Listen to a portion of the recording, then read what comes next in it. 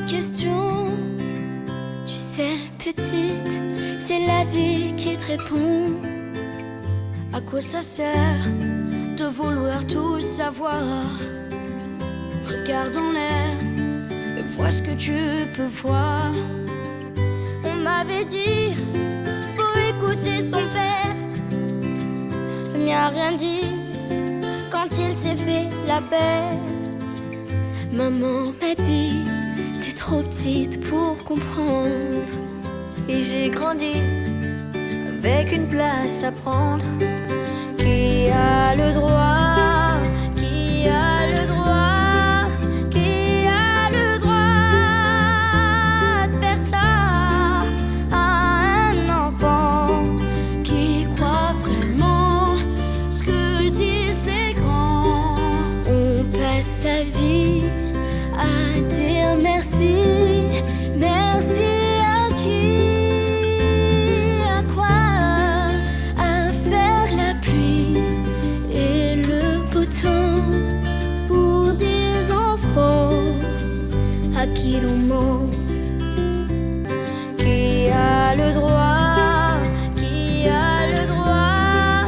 Qui a le droit de faire ça à un enfant qui croit vraiment ce que disent les grands?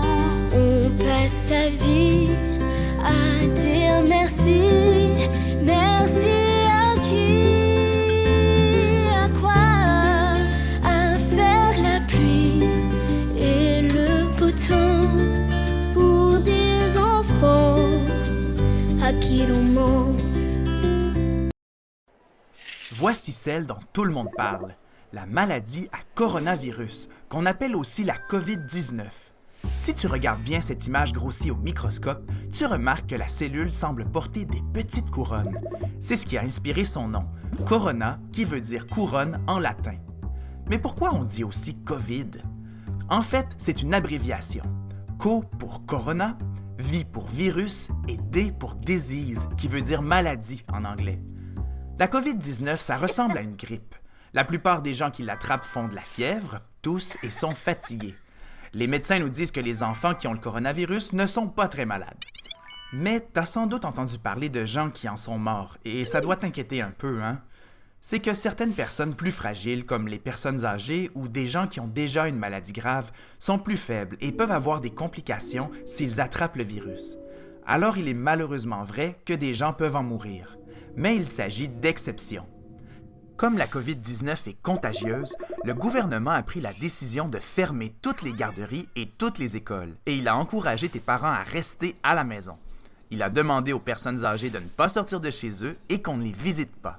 Il faut également éviter les endroits publics qui rassemblent plusieurs personnes. Plus il y a de gens dans un local fermé, plus les microbes peuvent se transmettre d'une personne à une autre. En bref, depuis quelques jours, on évite que le virus fasse le party avec nous. Bon, tout ça, ça peut faire peur. C'est normal. Mais rassure-toi en te disant qu'au Québec, on a agi très rapidement et toutes ces mesures-là visent à nous protéger. Surtout, il faut que tu saches que toi aussi, tu peux lutter contre la COVID-19. En te lavant les mains souvent avec de l'eau et du savon, en toussant dans le creux de ton coude et en essayant de ne pas toucher ton visage ou celui des autres. Et tu peux aussi devenir membre de l'escouade antivirus. Comment? En lavant les poignées de porte et d'armoire chaque jour chez toi, en fabriquant un jeu de conséquences qu'on donne à ceux qu'on surprend à tousser ailleurs que dans leur coude, ou en encourageant ta famille à se laver les mains fréquemment. Et surtout, n'oublie pas que ton boulot à toi, ce n'est pas de t'inquiéter. Il y a plein de gens qui sont là pour nous aider, nous protéger et nous guérir si on attrape le virus. Il faut rester calme, se laver les mains et s'amuser quand même.